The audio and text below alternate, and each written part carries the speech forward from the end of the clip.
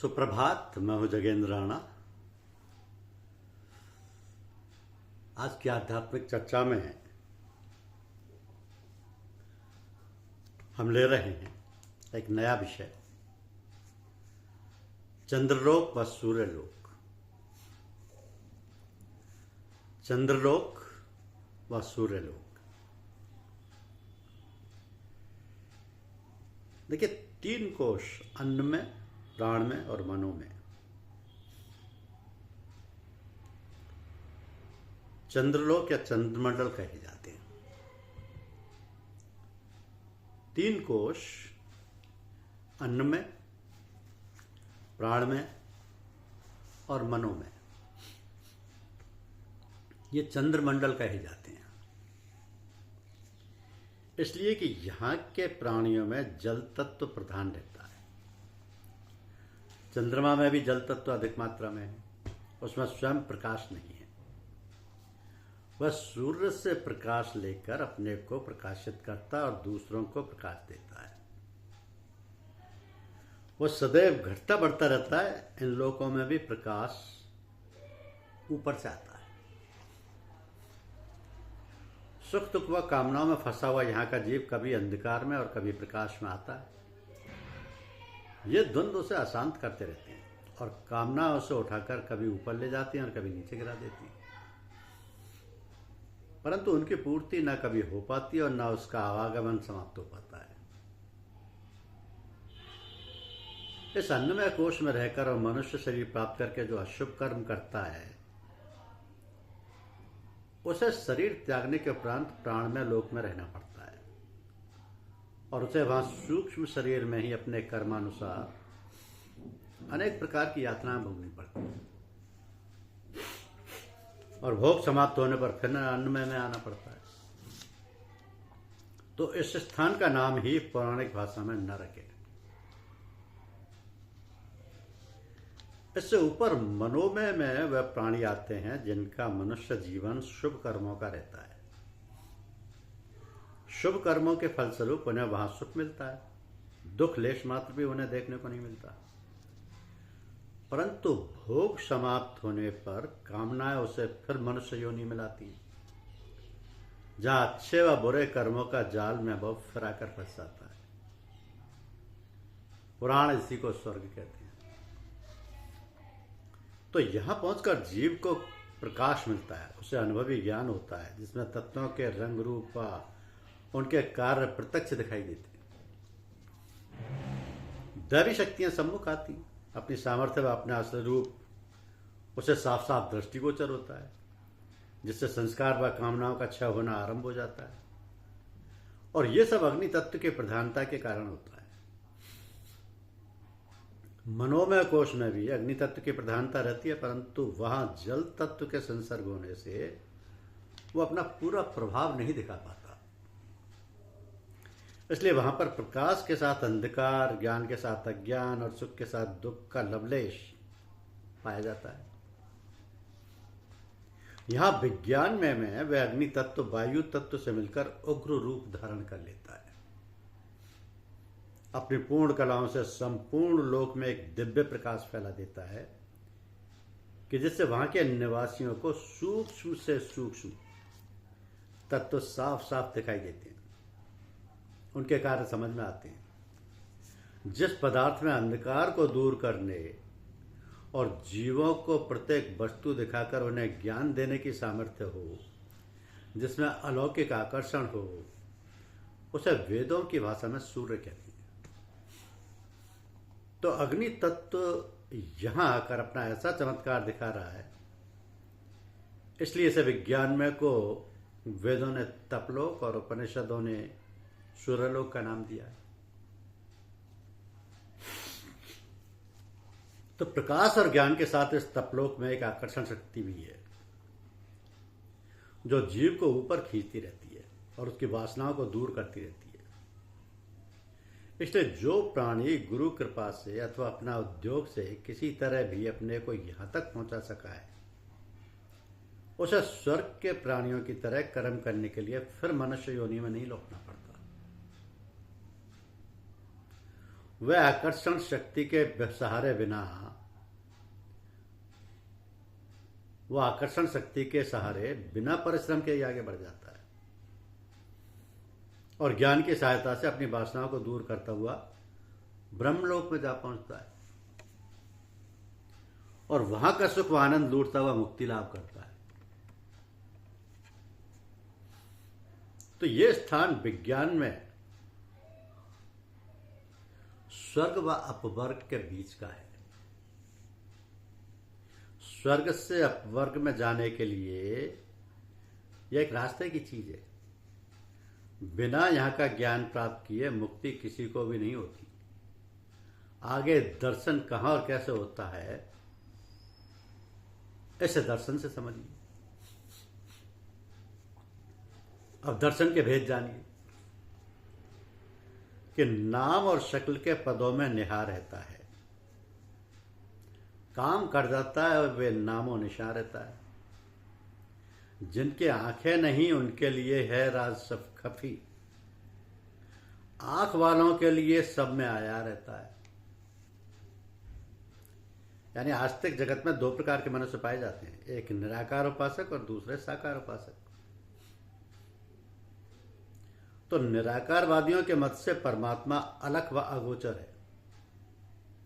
वह न कभी जन्म लेता है न मरता है, वह आकार धारण नहीं करता, अपने शुद्ध चैतन्य स्वरूप से सर्वत्र व्यापार होकर जगत लीला करता रहता है और सबसे अलग दृष्टा बना हुआ सबका ज्ञान रखता है।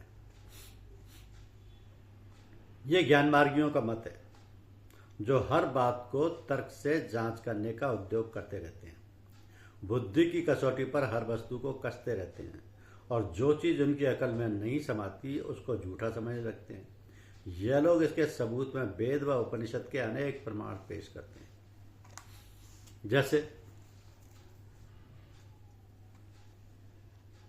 सब पर्यागच्छ क्रम काय मित्रम स्नावी शुद्ध बाप विद्वम कबीर मनाशी प्रभु स्वम यथार्थ उतोर्थान छादादे स्ववद्य समाध्य। ये ईश्वास उपनिषद का एक मंत्र है जिसमें परमात्मा के स्वरूप का वर्णन आया है। इसका अर्थ यह है कि परमात्मा सबको व्यापक करके स्थित है। वो दिव्य तेज अथवा प्रकाश से ही प्रकट होता है। वो किसी भी दशा में शरीर धारण नहीं करता। उसके अन्य प्राणियों की तरह व्रण यानी फोड़े व घाव इत्यादि नहीं होते। उसके नाड़ियां नसें नहीं हैं। वो नित्य शुद्ध है। पाप कर्म कभी उसे स्पर्श नहीं करते। वो सबको देखता है, सबके मन की बात जानता है, सबको घेरे हुए है, केवल अपनी ही शक्ति से स्थिर है। उसने अनादिकाल से जैसे होने चाहिए वैसे ही प्रत्येक पदार्थ को बनाया है। ऐसे साधक मस्तिष्क वाले कहलाते हैं जिनमें भक्ति भावना नहीं होती, निराकार उपासना को ही उसकी प्राप्ति का मुख्य साधन मानते हैं और हठ योग, शब्द योग और विचार योग के द्वारा उसे साक्षात करने का उद्योग करते हैं। दूसरे प्रकार के वो लोग हैं जो केवल हृदय ही से काम करते हैं या हृदय से ही काम लेते हैं, मस्तिष्क से कोई सरोकार नहीं रखते। भाव और भक्ति को उभार के ये उसे अपने सम्मुख लाने की कोशिश करते हैं। श्रद्धा और प्रेम से उसे रिझाने में लगे रहते हैं। इनका ईश्वर मनुष्य जैसा होता है। वो खाता है, पीता है, सोता है, बोलता है, बुलाने पर प्रकट हो जाता, दर्शन देता है, दुख दर्द की बात पूछता है, अपने भक्तों को सांत्वना व आशीर्वाद देता है, रक्षा करता है, प्रेम मंडली में विहार करने आता है, भक्तों की अर्पण की हुई सामग्री से भोग लगाता है इत्यादि। तो ये भक्ति या प्रेम का मार्ग है जिसमें तर्क के लिए कोई स्थान ही नहीं, केवल भाव है। चाहे वह दूसरों की नजरों में सही हो या गलत, परंतु उस भक्त के लिए वो बिल्कुल ठीक है और वे अपने इसी निश्चय को सबसे श्रेष्ठ मानते हैं। इन दोनों के अतिरिक्त ईश्वरवादियों का तीसरा वर्ग भी है जो इन दोनों को ठीक मानता है। वो कहता है कि ईश्वर साकार भी है और निराकार भी है। वो भक्तों के आग्रह पर रूप धारण करके प्रकट भी होता है और अपनी एक अलग निराकार सत्ता भी रखता है। वह यहाँ भी है और वहाँ भी है। तो ये लोग कहते हैं कि उसका असली दर्शन ना तो अकेले योग व ज्ञान से मिलता है और ना अकेले भक्ति से। कर्म, भक्ति और ज्ञान का समागम करके जब इस त्रिवेणी में साधक बारंबार डुबकी लगाता है, मूर्खता त्याग के बुद्धि को संग लेके श्रद्धा और प्रेम से इस भवजल की तह में पहुंच के जो उसे ढूंढने का उद्योग करता है, उसी के हाथ वह अमूल्य मोती लगता है। ये संतों का मत है, जिसमें कर्म, उपासना और ज्ञान तीनों को एक साथ लेके चला जाता है। तो संत ज्ञानियों के सिद्धांत को भी ठीक मानते हैं और भक्ति मार्ग को भी ठीक बतलाते हैं, परंतु भेद केवल इतना है कि साकार को मानते हुए भी ये अपना इष्ट उस सत्ता को बनाते हैं जो साकार और निराकार दोनों के परे है, क्षर और अक्षर से ऊंची है, जो सबका आदि है। ये लोग अपना आइडियल इतना ऊंचा रखते हुए भी अवतारवाद को झूठा नहीं मानते,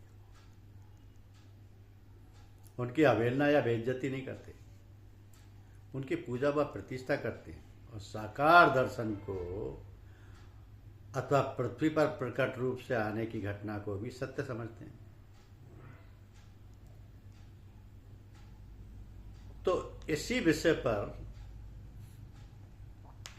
यह जाना जाता है और गहन विचार किया जाता है कि दर्शन का कौन सा रूप श्रेष्ठ है, क्योंकि दर्शन के 3 स्थान हैं। पहला दर्शन मनोमय क्षेत्र में, दूसरा विज्ञान में क्षेत्र में और तीसरा आनंद में क्षेत्र में।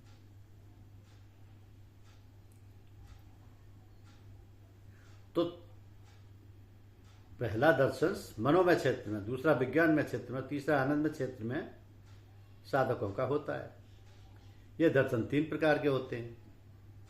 साधना का आरंभ प्राणमय क्षेत्र से होता है, इससे नीचे अन्नमय क्षेत्र है। अन्नमय का प्राणी साधक नहीं कहलाता।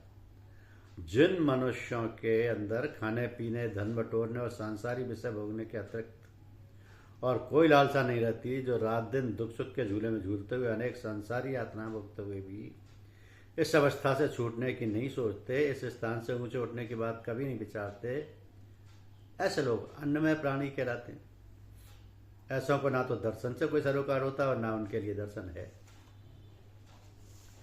जब सत्संग से अथवा दुखों से घबरा के मनुष्य इस अधम गति से अपने को छुड़ाने की बात सोचने लगता है और उसके लिए उद्योग करने को तैयार होता है, तो यहीं से उसके परमार्थिक साधना आरंभ होती है और वो साधक हो जाता है। तो इस अपने उद्देश्य की पूर्ति के लिए जब वह शास्त्रोक्त कर्मों का सहारा लेता है, उसमें तन मन से जुड़ता है, तभी वो उत्थान करके अन्नमय से प्राणमय में आ जाता है। कर्म से ऊंचा उठाते हैं, प्राणमय से बाहर पहुंचाते हैं, पर दर्शन नहीं करा सकते। ऐसा शास्त्रों का मत है और यह ठीक भी है कि प्राणमय के साधकों को दर्शन नहीं मिलता। हाँ, कर्म से यदि वे विधि पूर्वक ठीक होते चले जाएं तो एक ही जन्म में अथवा कई जन्मों में वह अपने को अधिकारी बना लेता है। तो कर्म से धीरे धीरे उसका अंतःकरण का क्षेत्र शुद्ध और मल रहित हो जाता है। उसके अंदर से आसुरी भावनाएं हटती जाती हैं और देवी भावनाएं उदय होती जाती हैं। उसके व्यवहार में नीच कर्म छूटने लगते हैं और शुद्ध कर्म बढ़ने लगते हैं और इस तरह में अपने को तैयार कर आगे बढ़ जाता है। प्राण में ऐसे उठ के मनोमय क्षेत्र में आ जाता है, इतना ही कर्म का लाभ उसे पहुंचता है। कहते हैं कर्म निष्फल नहीं हो जाता, कर्म निष्फल नहीं जाता। ये बात भी ठीक है कि उसका कर्म व्यर्थ तो नहीं जा गया। उसने कुछ ना कुछ उसे ऊंचाई उठाया, दर्शनों का अधिकारी बनाया, प्राणमय से मनोमय में पहुंचाया, उसके हृदय को शुद्ध व निर्मल बनाया। अब अगर ये बढ़ता गया तो दर्शन भी उसको मिलके ही रहेंगे। तो जिस तरह विद्यार्थी को आगे बढ़ जाने पर पिछली क्लास की पुस्तकों से उसे लापरवाही हो जाती है, उसी प्रकार जब साधक का पदार्पण इस मनोमय में हो जाता है तो सभी कर्म जिनमें अभी तक वो दिलचस्पी रखता था, जिनके करने में उसे रस आता था, वह उसे थोथे दिखाई देने लगते। धीरे धीरे कुछ घृणा सी होने लगती है और वह स्वयं ही छूटने लगते हैं। इस समय उसकी वृत्तियां बाहर से सिमट के अंतर्मुखी बन जाती हैं। जिस रूप का अभी वह बाहर पकड़े था वह अंदर हृदय क्षेत्र में चला जाता है। वह उसका चिंतन या ध्यान अंतर में ही करता है और उसमें उसे ऐसा मुग्ध हो जाता है कि उतनी देर के लिए किसी कर्म को करने का उसे होश ही नहीं रहता। वो थोड़ी समय के लिए ही तन्मय हो जाता है। इस अंतरीय ध्यान में जो आनंद है वो कर्म के आनंदों से सहस्त्रों गुणा अधिक है। इसलिए कर्म से उसका चित्त हर्षा जाता है और वो चाहता रहता है कि इसी रस को मैं हर समय पीता रहूं। कर्म वास्तव में थोते नहीं है, उन्होंने तो इस अवस्था में पहुंचाया ही है। और इस अवस्था के हटने पर से इस समय में साधक को चाहे उसमें श्रद्धा ना रही हो परंतु फिर भी कर्म करते ही रहना चाहिए। उसे अपने व दूसरों का कुछ ना कुछ लाभ ही होता है। अपने इरादे से भी कर्म को होता क्या क्या नहीं त्यागना चाहिए। ऊपर पहुंच के जैसे तैसे नीचे की मंजिल अपने आप छूट जाती है। और इसी तरह ध्यान में यदि चित्त इतना गहरा बैठ गया है कि किसी काम को करने का होश ही नहीं रहा तो उस दशा में कर्म छोड़ने का कोई दोष नहीं लगता। ऐसी अवस्था जब किसी साधक में आने लगे तो उसे समझ लेना चाहिए कि वह कर्म क्षेत्र से ऊंचा उठ के उपासना क्षेत्र में आ गया, प्राण में से चढ़ के मनोमय में प्रवेश हो गया। बस दर्शन का आरंभ यहीं से होता है। धन्यवाद। ओम हरि ओम।